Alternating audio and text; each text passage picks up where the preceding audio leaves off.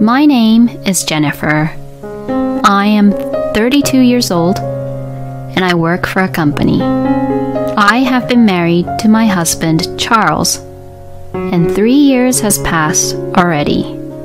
Our marriage has been stuck in a rut over the years, and I get the feeling that our intimacy and feelings with each other are getting a little weaker compared to how it was when we just got married. But I would like to believe that we still love each other in one way or another. We do occasionally fight, but we celebrate each other's birthdays and the wedding anniversaries every year, and we are able to live together without any major issues. So perhaps we are gradually becoming more like a family than just a lovey-dovey married couple.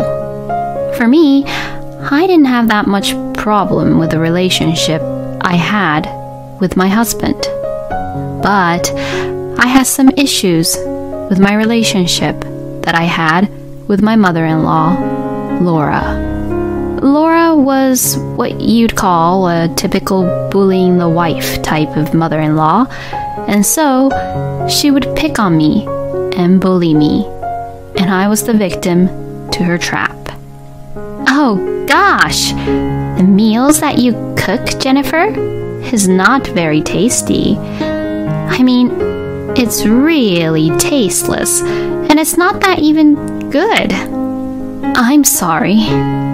I'm trying to be more conscious about being healthy and making healthy meals, which is why I'm trying to cut back on salt as much as possible. Well, the other day, Charles told me that you don't make any fried meals that often. Is that right? When Charles stayed over at my house the other day, I made him fried foods and he was so happy. You know, Charles was saying that there was no fried food or any meals with fried food at all back at his house while he was eating what I cooked for him. You have to make what your husband wants, okay? Are you sure you're not just being really immature and saying things like how you're afraid of the oil when you fry the food? No, that's not what I mean at all. Well, I will try to make them from now on. The reason I don't make any fried foods is because my husband's numbers and the result of the annual medical checkup which he gets aren't really good numbers. And that's also another reason why I'm cutting back on salt. I'm trying to take really good care of my husband's health, but as his own mother, Laura's just interfering with what I'm trying to do. These thoughts came to my mind as I was really irritated by Laura and everything she says to me, but if I tried to say something like that to her, she would get really furious. So I had no choice but to reply without arguing back to Laura and just shrug it off. But even if I do that, Laura's bullying towards me didn't stop at all, and everything she said was mentally stressing me out. As a typical way for a mother-in-law to bully the wife, they would ask about the wife's pregnancy and if the wife has their grandchild or not. And well, Laura does the exact same thing and asks me if I got pregnant with her grandchild or not every time I see her. I thought she wouldn't go into that too much since my husband has an older brother, John, and him and his wife already has a child. But it didn't seem to matter at all, and she would be very nosy and always asks me, "Are you doing it properly to make a baby? Or you're not doing it at all?" or say other annoying things like, "Why don't you go to clinic and try the infertility treatment?" My husband and I have decided to wait for a baby to come naturally. And well, to be honest, we can't really afford to have a baby at this time. In fact, just a few days ago, my husband quit his job because he said he was depressed. Charles has received a doctor's note and has been receiving unemployment benefits. But it doesn't change the fact that he is still unemployed. So having a baby is just a secondary concern for us. Since I am currently working, we are able to make ends meet for now. But with the rent, living expenses, and other expenses we have to pay, we have very little money saved up for our family. Despite that, Laura seems to visit us at our house often during the daytime because my husband is now at home, and they both go out to eat together or get food delivered to our house frequently. And it seems like my husband is paying for all of it. So, in other words, it is the same as if I was paying for the both of them to eat out or get food delivered from what I earned. No matter how much unemployment benefit my husband can receive from the government, it is only for a limited period of time, so we really can't afford to have a luxurious life. But neither my husband nor Laura understands this situation at all. A year passed in the blink of an eye, and my husband's unemployment benefits came to an end. During that time, my husband did not even try to look at postings for a new job or even try to do anything at all. Well, I can't really say it to Charles too strongly about this because he is depressed. So, I would say it really indirectly and nicely to my husband. "Why don't you look for a job?" But to this, he would say, "I'm not ready yet." But my husband is really energetic. I mean, he eats a lot and does no house chores or try to help around the house and plays video games all the time. And Laura would spoil my husband, telling him that he should rest until he's satisfied every time she sees him. The other day, Laura would just even blame me about Charles's situation by saying, "It's your fault that my son hasn't recovered yet." From my point of view, my husband is taking too much time off, and I really don't deserve to be blamed for that. Then, something happened that further escalated for the worse in our marriage.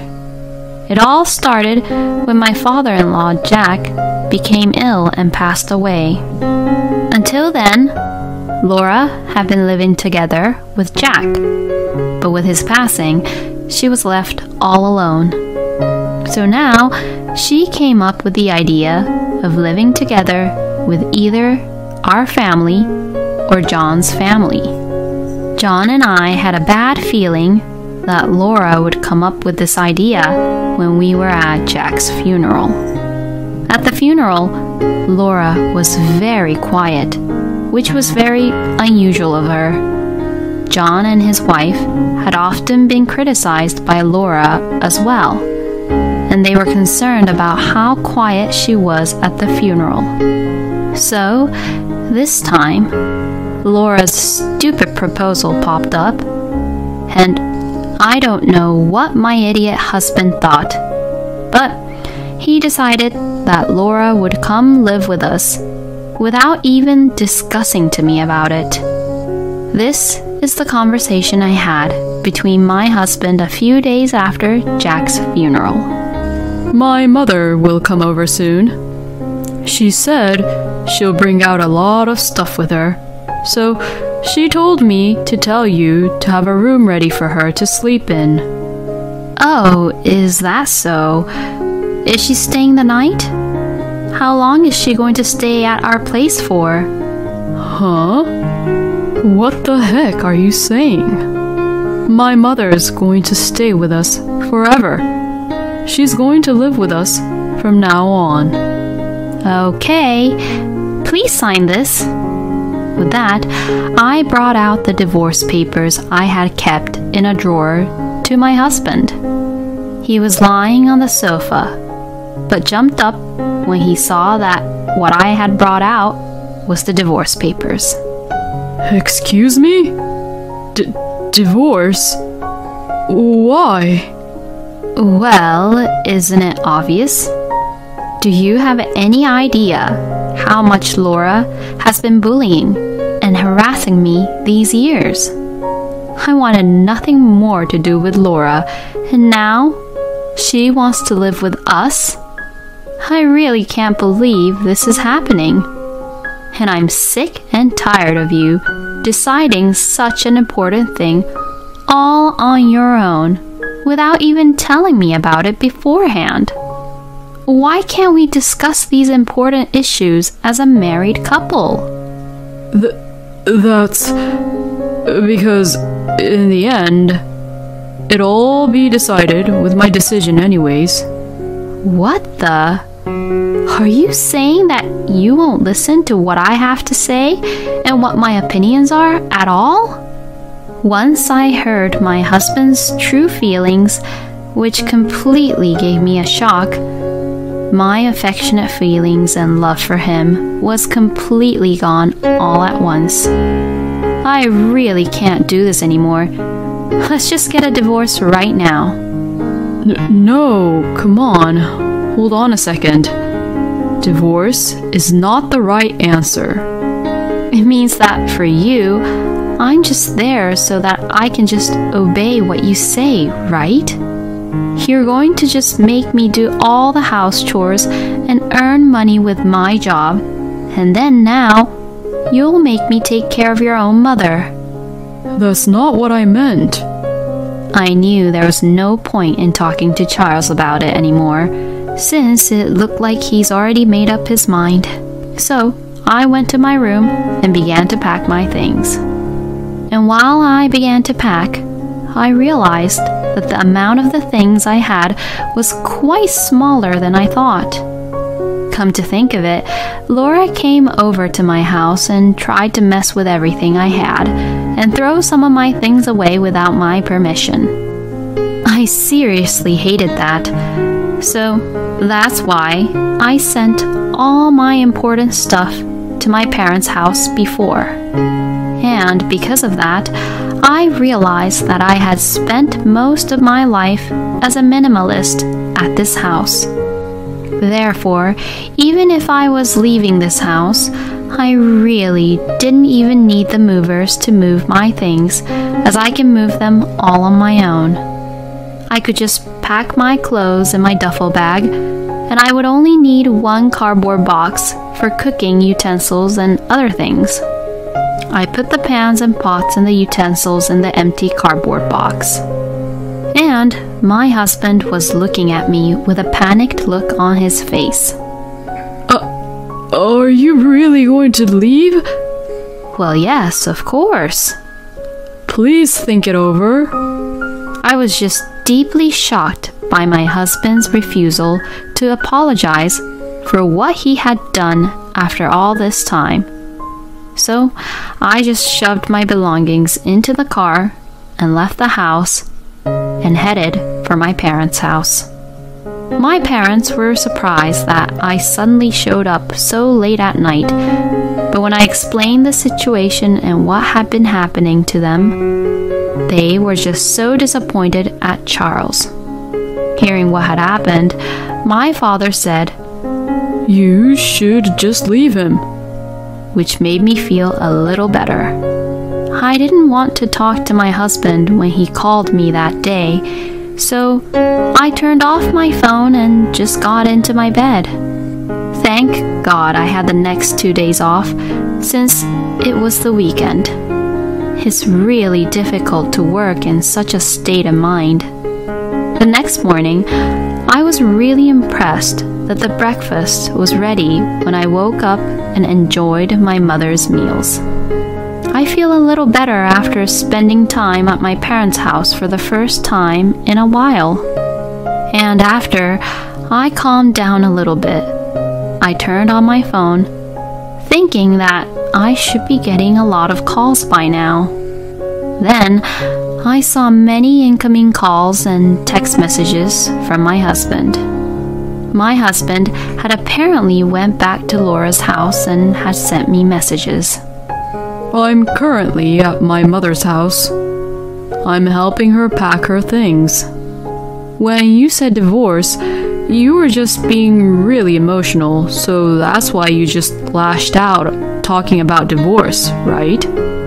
Well, I forgive you now, so just come home soon. My mother also says that there's no way a wife should leave her husband and leave the house like that. Oh, and just to let you know, I tore up the divorce papers. Well, you can stay at your parents' house for a couple of days, so get yourself together quickly and come home soon. What the hell? Why did Charles tore up the divorce papers without my permission? I really can't believe him. I was so angry that I replied back to Charles as if I was already dealing with a complete stranger. For your information, I am not being emotional, and I am being logical here. The reason I want to divorce you is not just the fact that you said we were living together with Laura. First of all, you quit your job without even telling me. And after that, you did not look for any jobs at all and just stayed at home, relaxing around. And you did no house chores or even tried to help around the house at all. I can already hear your excuse saying that it was because you were depressed, but I know that it's not true, you know. The other day, I happened to meet a colleague of yours. You remember Bill, who was at our wedding, right? Well, he said that the reason you quit was because you had an argument with your boss. Plus, Bill said that you made a mistake and it was your fault. But you went against your boss, who was angry with you for the mistake you made on your own, huh? And yet, you took advantage of the company's strict compliance rules and you lied, claiming you were receiving power harassment by your boss, and then went to the hospital to get the doctor's note to show that you were depressed. What a low-life scumbag you are. Who would want to stay married to such a person like you? I will send you the divorce papers later on, so please make sure you check it and sign them this time. If you don't sign the papers, I will lawyer up and sue you so we can fight in court. It's so refreshing to say all the things I wanted to say to my husband finally. After sending this message, my husband stopped responding to me at all. Then, the day after I sent the divorce papers, I received a message from Charles saying that he had signed the papers and submitted them. It seems that he was quite scared of my text messages. I replied, "Please don't ever contact me again," and blocked Charles's number. As for my ex-husband after that, John told me all about the details. He said that my ex-husband was evicted from his house because he couldn't pay the rent after I left. He then returned to Laura's house and is now an unemployed scumbag and relying all on Laura's pension. And John said that Laura had contacted him and his wife asking for help about Charles. But John has refused to help Laura because he knew that his wife was severely bullied by Laura, and for that, he will never forgive Laura for what she had done. So now, Laura has started working as a janitor in an office building because she has to support her son since her pension is not enough to cover them both. As for Charles, he really couldn't get back into the society and work properly in a company. And because of his terrible lifestyle of not moving around at all, he was diagnosed for having diabetes. Well, both Laura and Charles got what they deserved. I, on the other hand, started dating a colleague from work and got married a year later. And then I got pregnant and we had a baby. Currently, my husband, our son, and I are getting along very well and are having a great time together. Thank you for watching until the end. Please subscribe to our channel. We hope to see you in our next video.